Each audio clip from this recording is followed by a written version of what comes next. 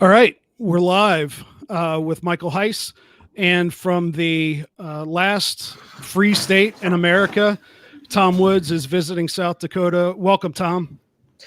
Hey guys, that thing you just said about my being in South Dakota is a clue, a critical clue as to why I have no video.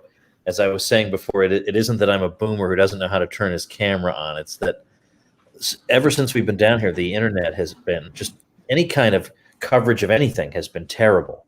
The hotel we're in, I won't say the name. It's a pretty good hotel. I paid extra for the super deluxe internet, and let's just say it's not super deluxe. So to conserve bandwidth, I'm just doing the audio tonight.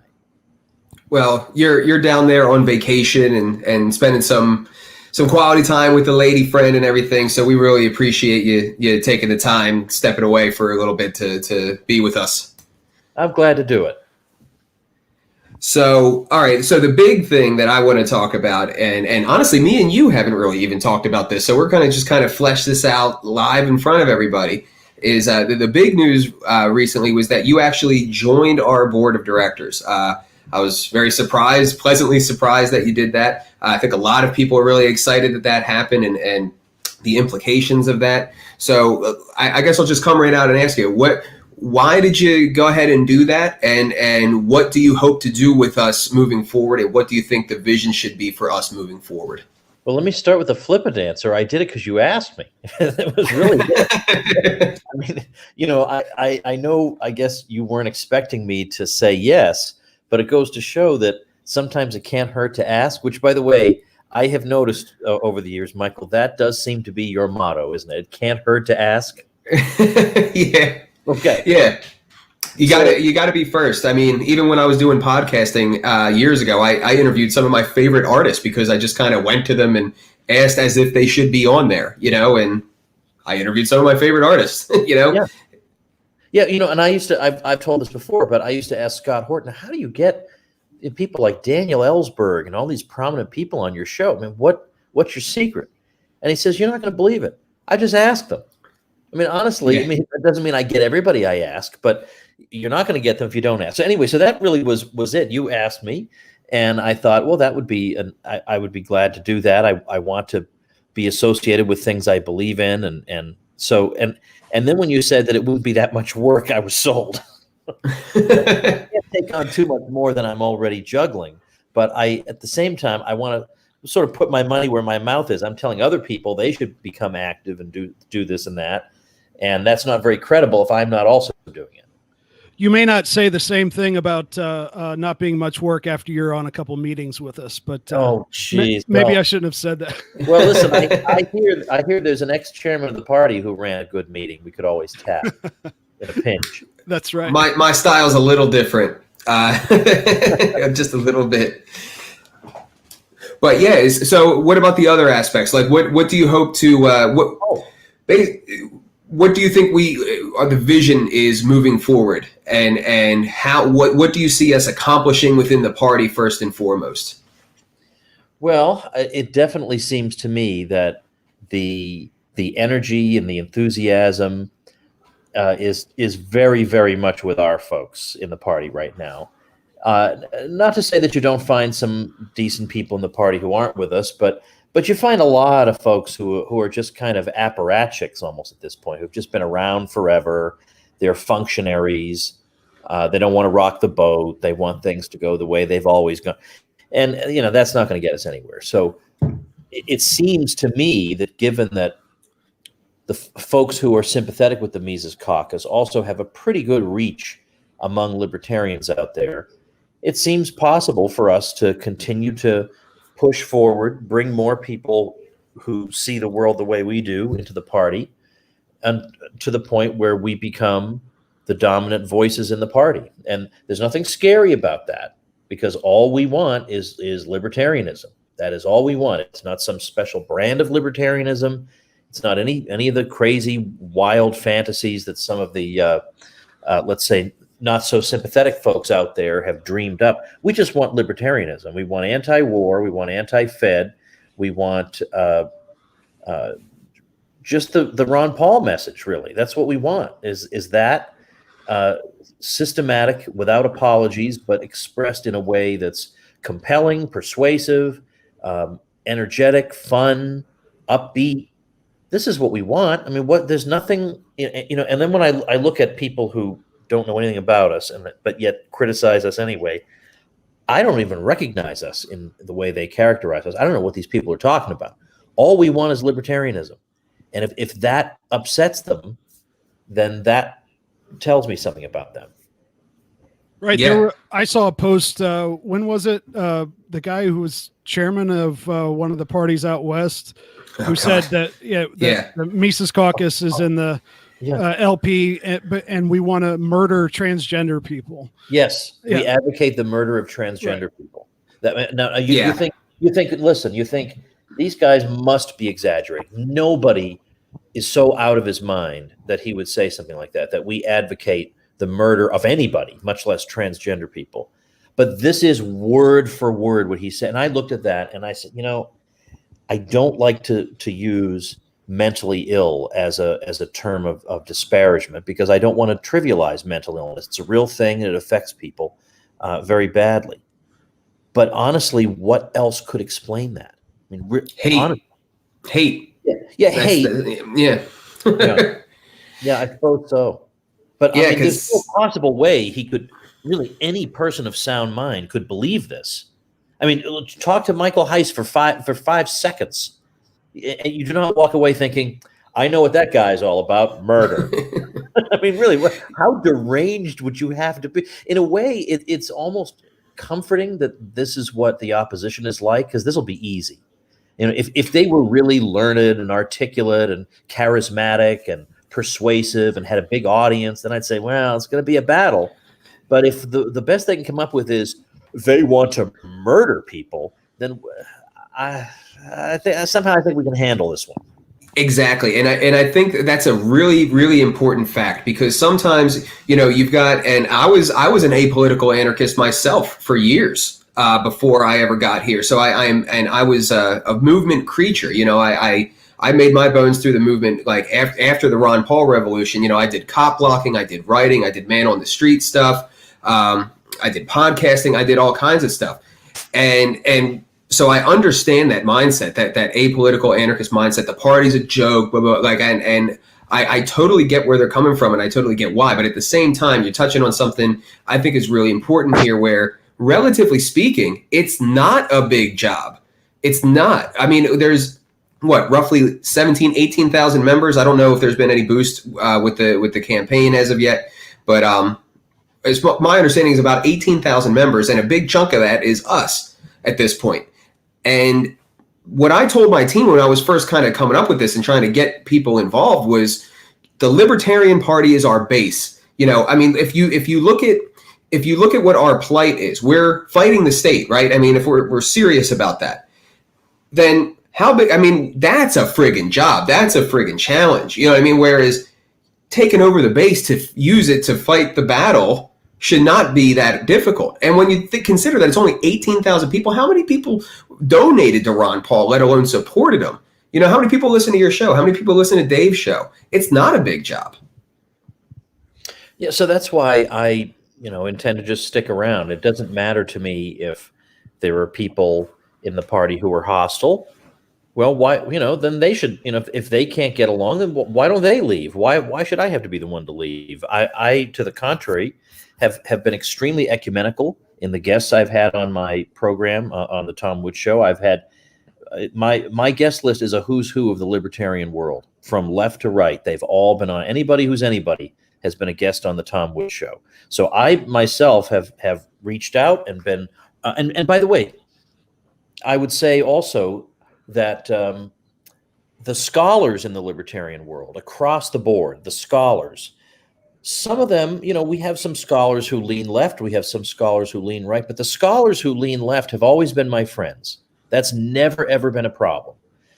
It's so odd to me that the people who are the most angry at you and me and the rest of the caucus are people who are not. Now, not everybody has to be a scholar. I don't want everybody to be a scholar. That'd be a waste of resources. But these are people who it doesn't seem to me, have actually done anything. The people who have done things who identify, kind of left on the left, like Gary Chartier or Sheldon Richman or some others.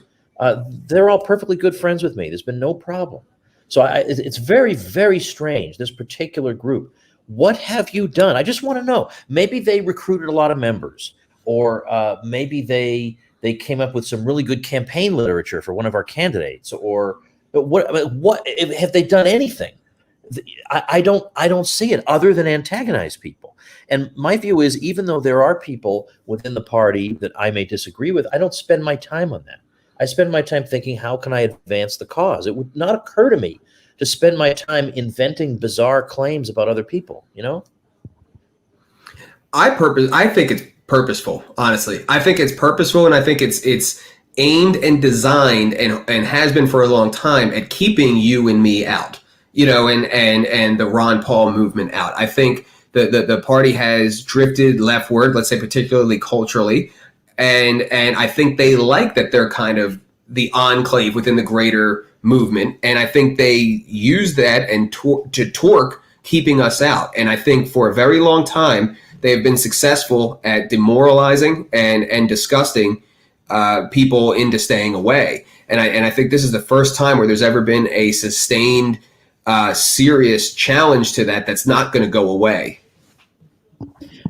That's the way I look at it. And I know Dave Smith says he's in this for the long haul. So, like it or not, we're around here. But anyway, I've got Joe Bishop Henchman coming on the program next week, and I intend to have a cordial conversation with him.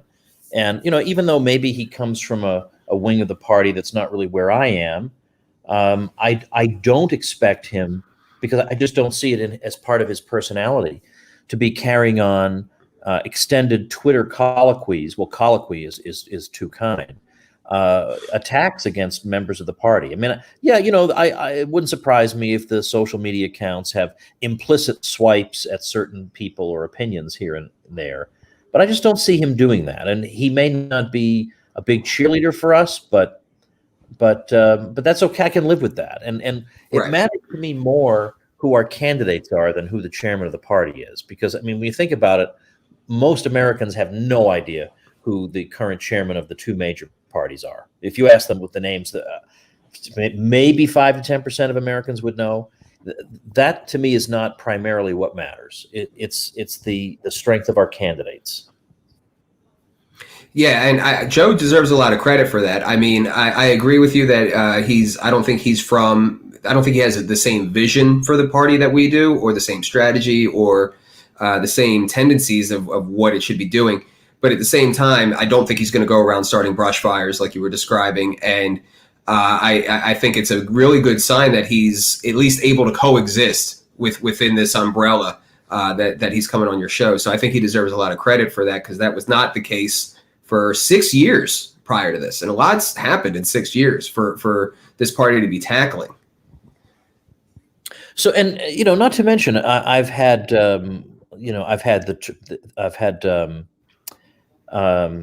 Dan Fishman on several times. I've had Karen Ann Harlos on. I've had the head of the Alex. Canada. I've had Alex, who was the vice chair, on numerous times. So I don't want to give the impression that there's a sliver of people in the party who can tolerate me. It's a sliver of the people who can't tolerate me. It's generally I Correct. go, I get big cheers, so that's a good thing. But yeah, I think it's got to a point where we're too large to be ignored or wished away, and we have to be worked with now, and that's due in no small part to the work that you put in. And I'm speaking specifically to Michael. And I know you're going to say, "Oh, but I have a big team." Yeah, I know you do, and we're all working together. But let's face it: if it weren't for you, this would not be happening. That's a fact. If it were not for you, this would not be happening. And in a way, you see, there's a guy. I don't know if you know about the Tuttle Twins series of children's books. Have you ever heard of those? Oh, Yeah, absolutely. Okay. Well, the author of those is a guy named Connor Boyack, and he does a lot of things. He runs a state level think tank in Utah. He does these books. He writes adult books also. He's extremely productive. He was the guy who designed the Liberty Classroom website. He was my tech guy for many years.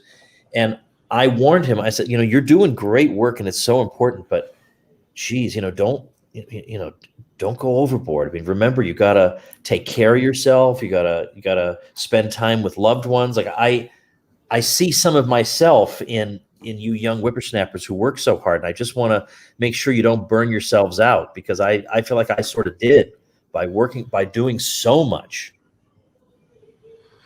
Yeah, I mean, I will say it's a constant struggle to find the balance, and it's something I work on. There's certain sacrifices that have been made. Frankly, my reading is in the trash. Like I was talking to, basically Scott just came on here and ranted at us for like the entire duration of that, because I have no idea what's going on in Belarus. That was my question, and that just went off into a spiral.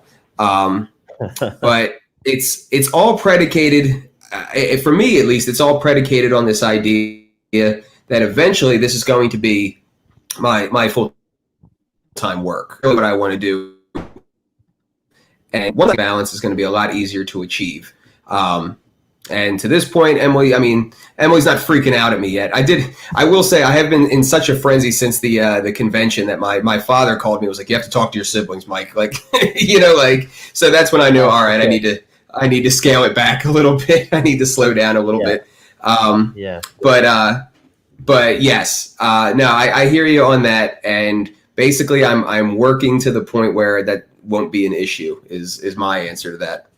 And that's why we're doing the money bomb. One reason, not just to support, we want to do at least 10 candidates at $1,500 in November, between now and November. It's not just reforming the LP, and it's not just the other things we've been talking about today, but we do want to see Mike be able to be freed up to do this full time. And I don't know what, we're at over $5,000 monthly. I don't know what level we need to get to do that. And then maybe other staff and just more stuff. So that's why the original goal for that was 10 grand a month. And we're actually at 393 donors. So, we need 7 more to hit that goal, and we are going to be closing the entry here at 9:30. So you guys got 12 more minutes left. We gave away all the silver rounds. We gave away the shirts. All that's left is the rifle. So takehumanoaction.com, $5 a month, $10 a month, whatever you can give to carry out our work. And that's actually the next thing I want to ask Tom about is we're very much so strategically trying to bring about decentralization. And I was mentioning this in one of the streams earlier, is that I took great inspiration strategically from Young Americans for Liberty and their hyper-focus on state house races. Now, I don't think the Libertarian is in a position to, there might be a couple state house races. I know Bethany Baldas and, I forget what state she's in, but that's a really good race. She might win. Billy Hunt in Rhode Island, he's got a solid shot of winning his state house race. Generally speaking, though, we're not there yet. And so my idea is that Young Americans for Liberty is cleaning up at the state level, and we should come behind them with the Libertarian Party to clean up at the local level and really push the two things that we're pushing is not just the intra-party change, going for chair and all that stuff. That's actually my least favorite thing because of how ridiculously heated and volatile that it gets. But issues on the local level and candidates. So what do you think strategically? Because that's our thing is trying to get these local level issue coalitions like decriminalization with the left, like criminal justice stuff on the left, or like guns on the right, or like deregulation on the right. What do you think a decentralized strategy in the Libertarian Party should look like? Do you think we're doing it right? How do we proceed along those lines? Well, I like what you're doing. First of all, let me say something about the donations. I first started making a recurring donation back in December of 2019, but I actually don't know if that's still going through. So let's make a note to make sure we check on that, because I think it's at least $100 a month that I'm sending, and if it's not going through, we want to make sure it does go through. So I'll check right now. Okay, so you do that while I'm talking to Michael yes, here. You are good. Okay. That's what I want. All right. So I'm not calling on people to do something that I myself am not doing. I'm also donating to the Mises Caucus. So there. So don't say, look, I shave with Harry's razors. I use the away carry-on. I drink the press house coffee. All these things that I say I do, I absolutely do them, including I donate to Scott Horton. I donate to Eric Peters, the car guy. I do all these things. Anyway, I like the strategy that you guys have been pursuing. And, I used to be so decentralist that I flirted with the idea of maybe the LP shouldn't field a candidate for president. I thought that very fleetingly because I thought, obviously we're not going to win at the presidential level, and all these resources that go in, if we distributed them to local races, think of the effects we could have there. But then somebody convinced me that I was wrong about that, because he said, what you're forgetting is the excitement and the interest that's generated from a presidential campaign. I mean, somebody running for dog catcher in some rural county in Louisiana is not going to get national attention. But you have somebody on the stage like, a Joe Jorgensen or whoever it happens to be. Well, people become curious. Well, what does this person have to say? And it's an opportunity for us. Like, for example, there are Joe Jorgensen Facebook groups where people are talking about libertarianism, not just about the electoral aspect, but somebody will come in and say, my friend raised this objection. I wasn't quite sure how to answer it or what Joe would say. What do you think? And you get some really terrific answers in these groups. So I realized that without the presidential race, a lot of the donors that and members of the party that you get from that wouldn't have appeared in the first place. So I will stick with that. But at the same time, I would say that what I would like to see is even if it is a minor race, like my friend Mark Thornton at the Mises Institute, he was elected constable in Alabama. I didn't know that. That's awesome. Yeah, years ago he was elected constable, and it's an old timey sort of law enforcement type position, and he was elected as a libertarian. And the idea is not that with Mark Thornton being elected constable we win, but it gets people used to the idea that a libertarian represents them somewhere, even if it is a minor office or an office you never heard of. I want there to be this idea in people's minds that it's plausible that a libertarian could win a seat. Because then I think it becomes less implausible that a libertarian might win a higher seat and a still higher one. So then the question becomes strategic, like which seats does it make sense for us to pour our resources into?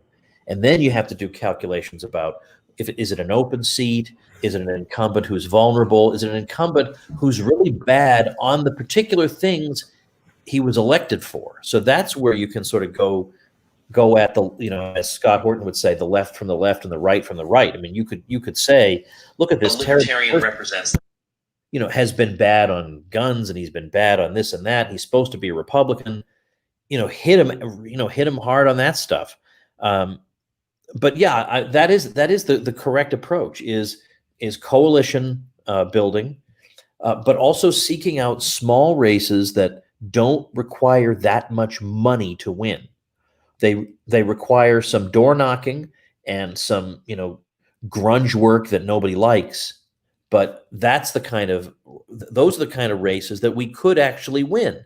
And if we keep targeting them and we keep winning them, I think we build some momentum out of that. And again, we make people think that it's not completely crazy to suppose that a libertarian might be in some local office.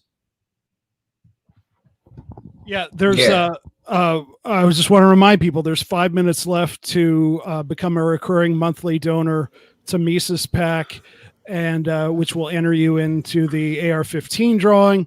And of course, you do that at lpmisescaucus.com/donate.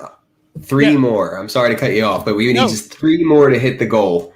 3 more, and we got 5 minutes to do it. So come on, people. Look, I mean, I should have done, if I weren't sort of vacationing, I would have done better to publicize my being on here, and maybe I could have drawn more people in. But for whoever is listening, in case you've been thinking to yourself, yeah, it's really great when people support the Mises Caucus. That's really great. But yet for some reason it hasn't crossed your mind that maybe you could be such a person. Well, let this be that moment for you to say, wait a minute, it's not just others who should do this. I am also a person. We're starting to sound like NPR, right? Yeah. I'll do whatever we have to do. No, it's So Tom, I wanna ask you one more thing before we let you go. We're gonna replay the Ron Paul endorsement video from the 2018 convention. I rewatched it myself earlier. It is timeless. It is completely poignant. There's nothing that is out of date, so it will work great. But so we are celebrating Ron Paul's 85th birthday, and I can tell you that Ron Paul is the reason I'm here, absolutely, and I think that's the case for a lot of people. So I just want to get your comments on what his legacy means and what your favorite moment is. And I've actually been waiting for you to tell my favorite moment. So, but I've been asking everybody. Okay, sure. Well, there's so much of significance that comes from him. There are issue things of significance, obviously bringing the Federal Reserve to the forefront of discussion, and also anti-war, showing that you can be anti-war and free market, that it's okay to be anti-war. He made it okay for a lot of non-lefties to be anti-war.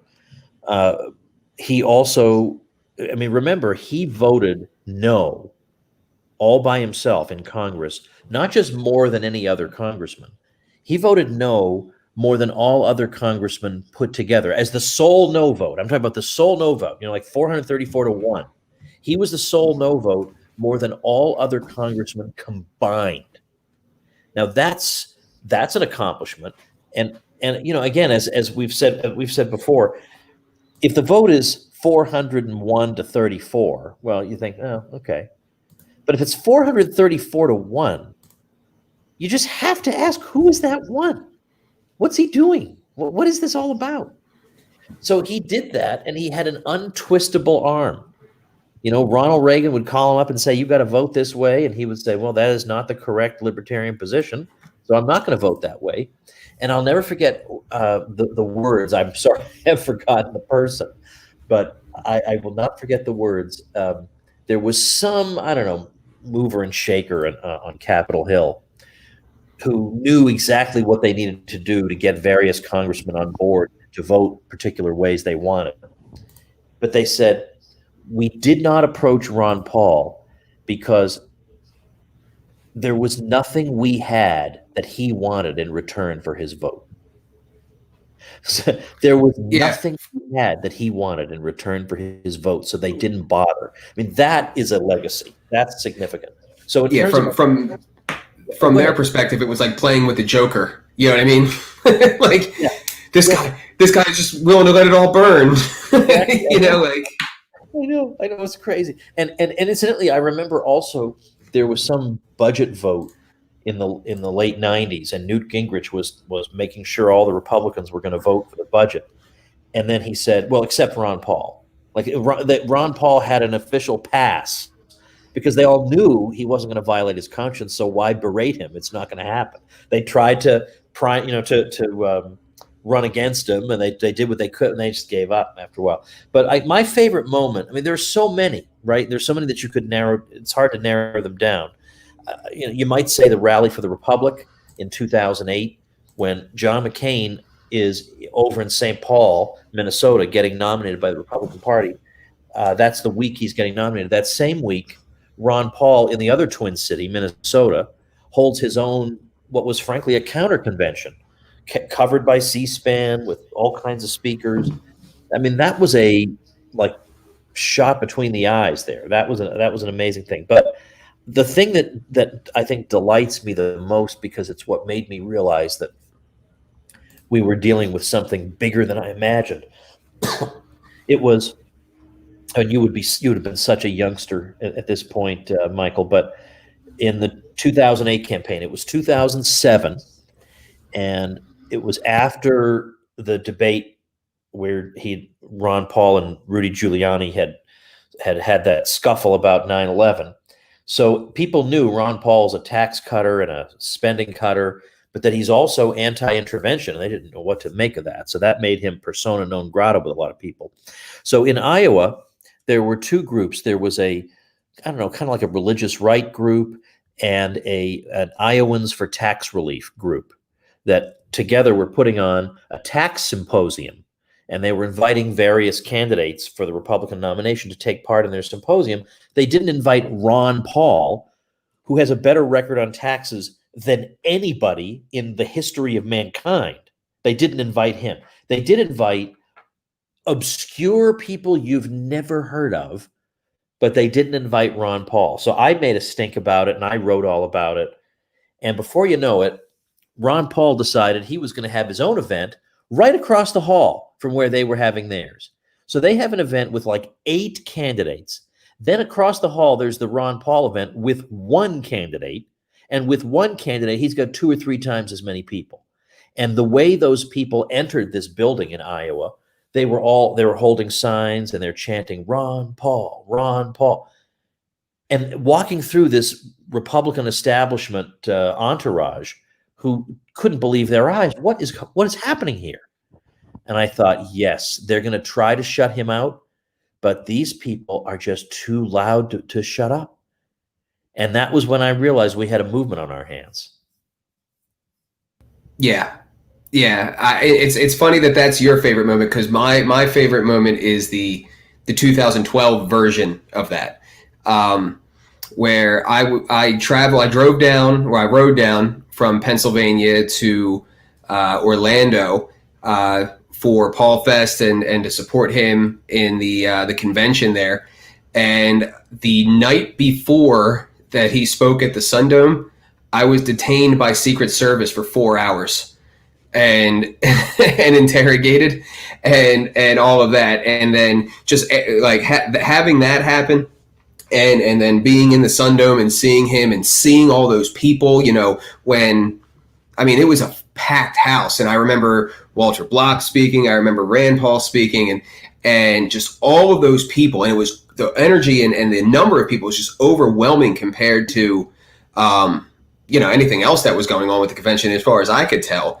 That's when I really felt like I'm part of an adventure here. Like this is something else. And I will say my other moment, that is my favorite, actually involves you. I mean, this isn't part of I know exactly which one it is, but I won't spoil it. Now, this isn't part of the Ron Paul revolution. This is more recent. This was last summer. But I really appreciate Jeff Deist. He invited me down to Texas for a Ron Paul Institute event.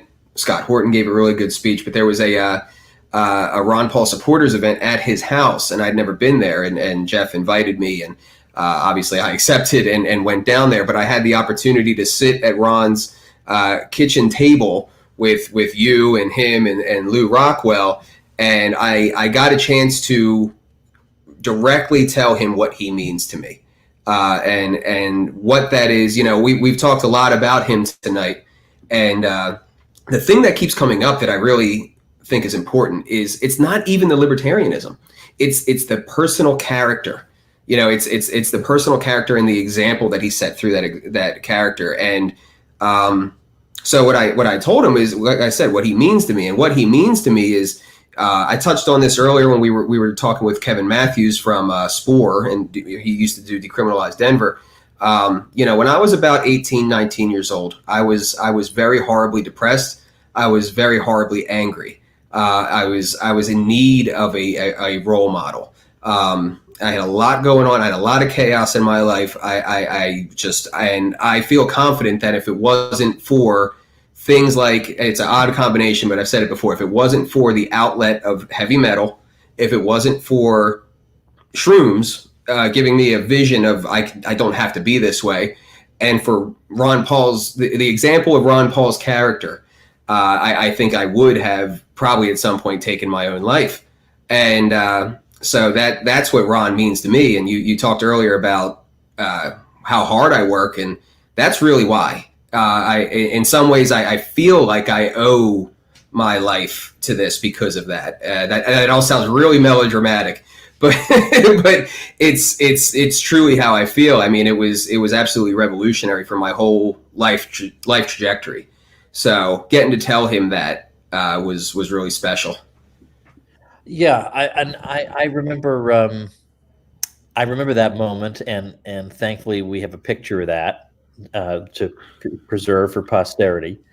But yeah, I mean, it actually kind of reminds me of the early days, like 2008 and beyond, when I started to get involved in. I mean, I had been a libertarian, but I started getting involved in the Ron Paul stuff. So I got to speak at that rally for the Republic, which was like, you got to be kidding me! This is And that goes to show, this is a sneak preview of tomorrow's episode of the Tom Woods Show, where I talk about public speaking tips that I've picked up over 25 years as a public speaker. And one of them is not really a tip, it's just a counterintuitive insight, which is that speaking to a large group is vastly easier than speaking to a small group. I mean, it's murder speaking to a room of 15 people. I need help getting to that point. Well, let me tell you why. Because if you're in a group of 15 people and you tell a joke, it's going to bomb because nobody wants to be the only one laughing and they're all looking at each other uncomfortably. It's like the one time I was ever in Vermont, I was at a Chinese restaurant and there was no music playing. You ever wonder, you're in a restaurant, or you're in Walmart, there's always a little music in the background. You wonder, well, why is that? And you find out why when it's not there. When it's not there, you realize everybody felt like we had to whisper. Everybody was whispering. It felt weird to talk. So the same kind of thing with 15 people, the energy's not there. Whereas you go out in front of 1,000 people and you just say hello and they're cheering. You say something that's slightly funny and they're uproariously laughing. You say something, the most obvious commonplace about we need liberty in America, and they clap. That does not happen in a room of 15 people. But because the more people there are, the more likely there's going to be somebody who will laugh, which will make somebody else laugh, and which will implicitly give permission to other people to laugh. It's more likely that somebody will start clapping, and then there'll be another person who wanted to clap but didn't want to be the first one. And there are all these dynamics of a big group. And so that wound up being such an exciting moment for me. But anyway, that was kind of a tangent. But after that, yeah, I remember with the Campaign for Liberty organization starting 2009, 10, and 11, we totally dominated CPAC. I mean, we dominated that. I remember that. Yep, I remember that. The rooms were packed with our people. And then you'd look at rooms where they were having other events at CPAC, and it would be like, half full with all silver hairs. But with our group, it was packed, standing room only, full of our people. And it was just a thrill to be part of that. It was the same kind of feeling you had because I got to be, when you were sitting at that dining room table, I was much younger then than I am now. And I was at the heart of that. I was opening for Dr. Paul at almost all his Campaign for Liberty events. So I was speaking to huge crowds every time. At CPAC, I was speaking there. I was doing all kinds of fun and exciting things. And then I'd be there at some VIP reception with the judge and Dr. Paul and all these, Peter Schiff and whatever. And I was just like another one of them. And I just thought, what? I'm some kid. How's this happening to me? But it was such a thrill. I just couldn't believe this. How did my life turn this way? I was some nerdy PhD, who was writing nerdy books. And now I'm a nerdy PhD writing nerdy books with some really, really prominent nerds in the room. Yeah, I will say, I'll give you one thing to say to you, Tom, and then I'll give you one other anecdote, and then we're gonna wrap up and go to the video. But I will say that is exactly how I feel working with you. I struggle to see myself as your peer, so this whole thing is very, very surreal to me. So, well, thanks. I only wish I could be more responsive, but I'm juggling a lot, and I'm trying to keep myself to not working certain hours and whatever. I'm trying to get over some bad habits that I formed. But if it's ever super duper urgent, just call. Okay. I know it's very 1977 to just pick up and call, and I don't usually do that either. But if you really need to, I'll know it's an emergency, and I'll get right with you. All right. Well, I appreciate that. And the last anecdote that I'll give is my buddy Dave Hines. He's one of the board members. Been around the whole time. Yeah, he had told me at one point that you asked him, why did we go with the name Mises Caucus? And I wanted to answer that question because it really was a struggle for me between Mises Caucus or Ron Paul Caucus. The easy answer, like the easier answer, is that I thought the Mises Caucus cast a wider net. He was a utilitarian. He was a minarchist. I do want to be inclusive of minarchism. Austrians can be anarchists or minarchists, but the other thing was Ron Paul has this booklet called Mises and Austrian Economics, A Personal View.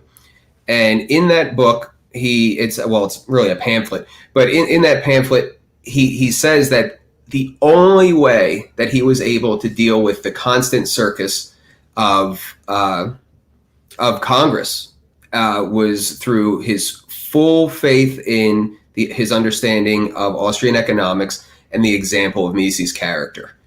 That's what he says. That's the only way that he survived Congress. So and again, that's obviously how I feel about Ron. So that cemented Mises as a very, because I don't have the connection with Mises that I do with Ron, but that cemented Ron, or Mises, I'm sorry, is a very important figure in that way for me. So that was kind of the big thing for me to decide on Mises Caucus. Yeah, that makes sense. I mean, and maybe it was Dave who gave me an explanation, and I pretty much accepted it right away. It wasn't that I was hostile to the idea. I was just wondering what was the thinking behind it. and I think it's that we can all kind of rally around Mises, no matter where we're coming from on other things, or even whether we're minarchist or not or whatever. Mises was a rallying point for everybody.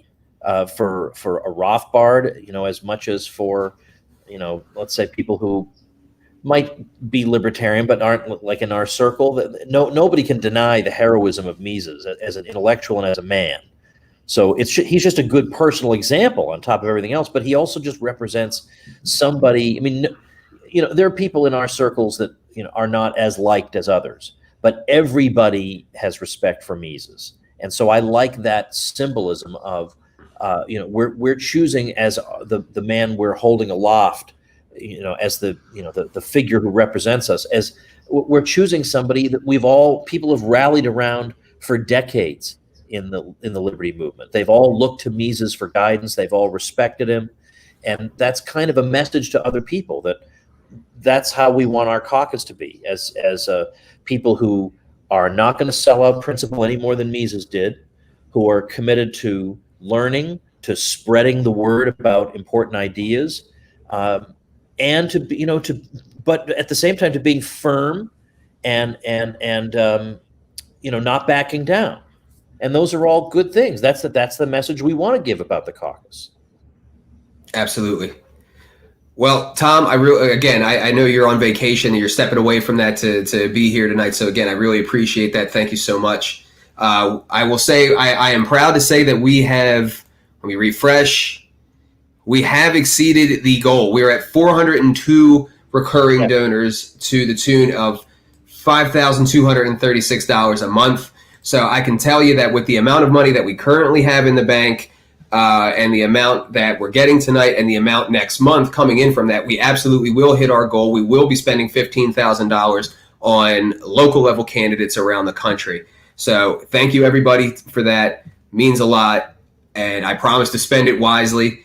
And I don't know what else to say. I'm extremely excited, and your words about Mises has got me really juiced up. So I'm ready to play this video with Ron Paul. So Tom, is there any parting words before you go? Just that I'm really glad to be part of this with you guys. We're doing something important. We're going to just keep on going and until we reach our goal, and then we're going to keep going until we exceed our goal. So congratulations on tonight, and I'll talk to you guys again soon. Thanks, Tom. Thanks, Tom. I'll be listening. All right. We fucking did it. Yep. Yeah, we did it. That's awesome. I need to do one quick thing before we play the video. We will announce the winner after the video, by the way. So you're going to have to listen to Ron. Right. So I did what I needed to do. Now I need to find the right screen to share this, and I hope it works. I had a little trouble with video earlier today, but I think this should work. So I'm going to click share my other screen here. There's that. So to set up the background before you get started, this video is 2 years old. It's from the 2018 convention for the Libertarian Party, where we had our first Take Human Action bash. Tom came out and spoke. Jeff Dice came out and spoke. Walter Block came out and spoke. Ron Paul sent us this video endorsing us. And this is another thing that I'm extremely proud of, and extremely happy for. So it was obviously very, very inspirational and meant a lot to me. It's Ron's 85th birthday, so I hope it is as meaningful and inspirational for you. Okay, let's hope the audio works here, and here we go.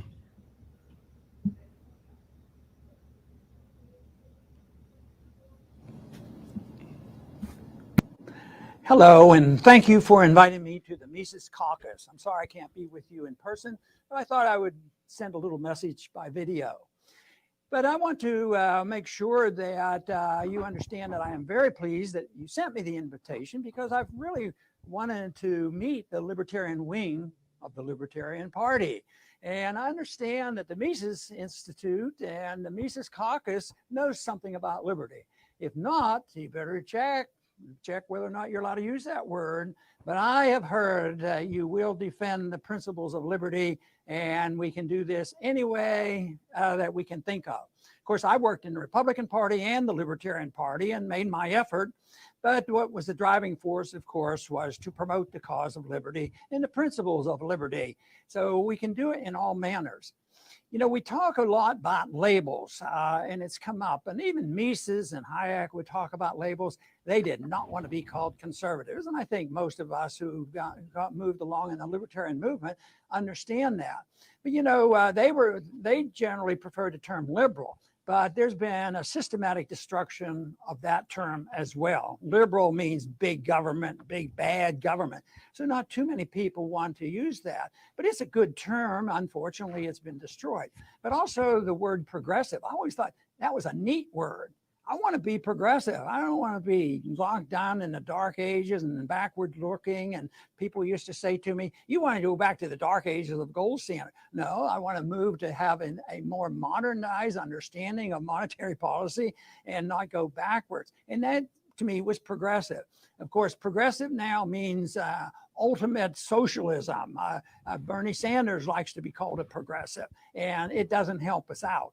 So we're left with the word libertarian, and generally this is acceptable pretty well. It hasn't been destroyed. There's been question, but while in Washington, a lot of people would come up to me, and in conversation, they would come up and want to reassure me that they were good guys. They say, Ron, I'm a libertarian on this issue. They weren't libertarians, but on this issue, I'm a libertarian. But I've never heard anybody come up and say, okay, don't worry about me. I'm a socialist on this issue. Unfortunately, though, in the last several years, people have been bolder at using this term socialist. It's all over the campuses. And now they're using the word Marxism again, the cultural Marxist, not economic Marxism, but cultural Marxist. So it's a little bit disturbing that these terms are becoming more popularized. So I think it's important that we have a term. I think libertarian is a good term. We have to define it and know what it's all about so that we know what we're defending.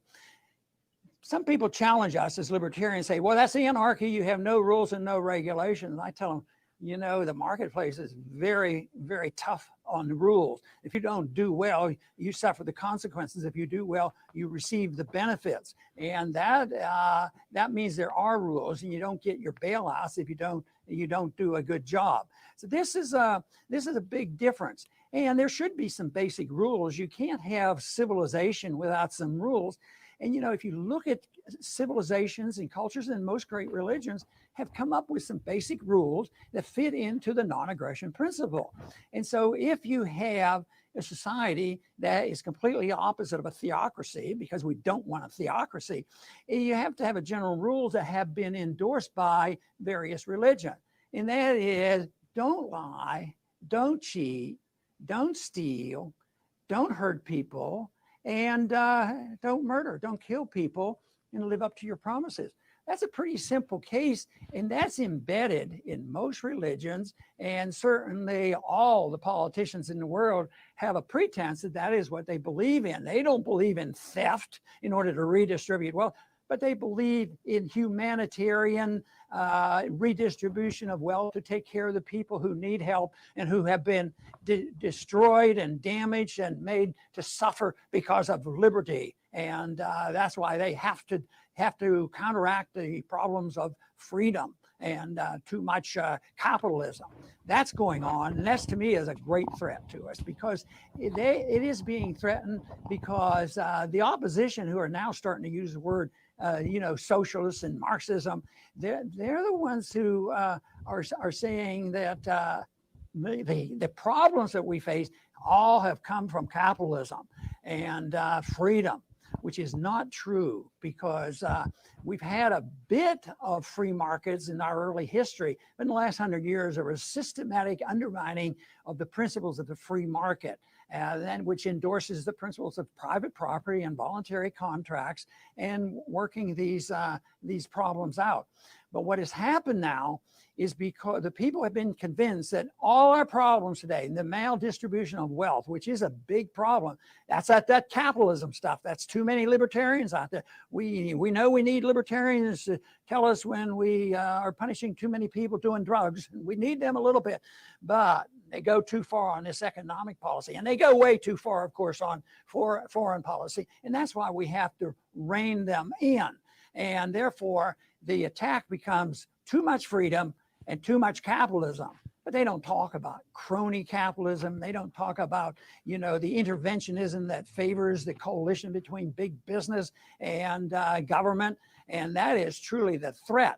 And Mises talks about it a lot. He talks about, if you get too much of that, it will morph over into a socialistic system, which he predicted would be more of a fascist socialist system. And if you look around, there's a lot of concerns that we should direct that way. But we can't win the fight against this totalitarian approach of big government. They have control the education and the media and our foreign policy and all these things. We cannot win that unless we absolutely describe what a free market is like, and why the problems that we have today come from too much government, and that we're dealing with crony capitalism. I don't even like the word capitalism. We talk about freedom of choice. And the only time I want to talk about democracy is in the marketplace. Just think of the voting done by buying and selling and sorting out the prices between two individuals. No, it never works out perfectly. But if it's done properly, both sides win and both sides are happy, and you don't have government fixing of prices. But where has government gone wrong is they have become the price fixers and the taxers. They tax through debasing the currency, and then they're always fixing prices once they control an item. They're involved in the fixing of prices of energy and medicine and the price of an education and making them extremely putting them extremely out of bounds. But where they really violate the principles of voluntarism in the market is the price fixing of money, the interest rates. The most important thing in a free market is free market pricing of the borrowing of money. But what we have had recently is the destruction of any incentive to save. Why save money? How is it easy to teach your kids to put away $1 a month and earn interest when it's 0.001? It destroys the whole principle of savings. It develops a tendency to depend on capital, your investment money, from the Federal Reserve. And the only reason that is capital is because it steals from the people who have some real wealth. It dilutes the value of money. So we have embarked on a very bad system. The economic system is coming to an end. We cannot live with Keynesian economics and central banking and all this intervention. We cannot live with this foreign policy of being in all these countries. Did a program just yesterday on the fact that we're dropping 12 bombs a day around the world. So it goes on, and we can't live that way. And the fact is that because we've had, because we've had a central bank, what we've been able to do is print the gold, the pseudo gold, the paper gold. People still use our dollar as the reserve currency of the world, which has given us license, print money, spend it overseas. We get stuff and they get dollars, and then they loan it back to us. And then we yell and scream, it's all their fault for beating us in some competition. But it's pretty ironic that we are the wealthiest country in the world, still are, and that we have all these advantages of the reserve currency. We rig the currencies more than anybody else, and then we go and we start saying, oh, China, you're a currency manipulator. We're going to punish you. It doesn't work. We need to define what a free society is all about and why it's oriented around the principle of individual liberty. And then that goes into property rights and voluntarism, exchange of goods and services, and keep the government out. I want to close with just saying that one of my phrases I used when I ran for Congress, for Congress as well, ran for the presidency. And by the way, I didn't win. And this was the phrase I said: I want to be the president for the things I don't want to do. I don't want to run your life because I don't know how to run your life and I don't know what you want. I don't want to run the economy because I don't know how to run the economy and I don't have the authority to run the economy. And I don't want to police the world because I do not have the authority to do it, don't know exactly all the circumstances, and we shouldn't be doing it. So that is the offer. In that way, what I was presenting is something which is called negative. But believe me, it is doing nothing like that, which releases liberty and the creative and energetic attitude of individuals imperfectly. Believe me, having a system where we think we're going to send a few planners to Washington and sort all this out, believe me, it doesn't work. It's not working. And that's why we have this crisis going on, social, educational, economically crisis, because we have followed some rules that are absolutely wrong. And we had been introduced to some decent rules. We abandoned them 100 years ago. What we have to do is rethink this. And that is why the Mises Caucus and the Libertarian Party has a job on their hands to make sure that Libertarian Party represents the views of libertarianism. They stand up for these because we have to have something offered, because the current system is going to collapse and everything is ideological. It's not partisan. It's not political parties. That's secondary. They're vehicles. But eventually what we have to have replaces are different ideas, because we have pervasive ideas in Washington that endorse Keynesian economics, economic planning, and intervention overseas, and all of this mischief. We have to have an intellectual community that endorses individual liberty and property rights and voluntarism. Then I am convinced that we would have a much better world. Congratulations for being in the Mises Caucus. Keep up the good work and keep everybody honest. How's that? That's great, isn't it? Yeah, it gets me every time. The joke I like to tell is, oh, great, my life's over. Now I have to make it work. Yeah, like, yeah, I have to make it work. Yeah, I'm older than most of you guys, and so Ron wasn't the person who brought me into libertarianism. I read Rothbard about 25 years ago and was instantly converted. But there was a time when I was kind of really fed up with politics and dealing with some other stuff in life. But his movement and his character is what brought me back into things about 10 years ago. So I'm as grateful to him for what he's done as the rest of us are. We have a winner. I think that's all we have to do left, right? That's it.